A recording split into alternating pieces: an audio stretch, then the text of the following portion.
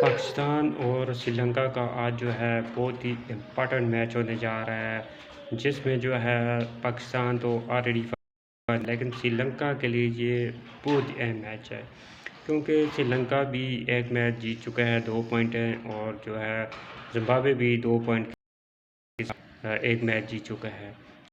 अब ये श्रीलंका ये पाकिस्तान से मैच हार है तो यह रन रेट होगा, और रन रेट पे जो है टीम जो है जिम्बाब्वे या श्रीलंका में से एक फाइनल में पहुंचेगी।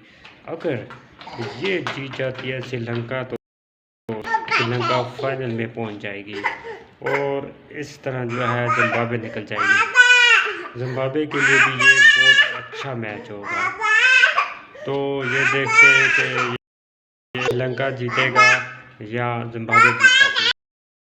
पाकिस्तान जो है आज पहुंच चुका है फाइनल में, और बेस्ट लक पाकिस्तान।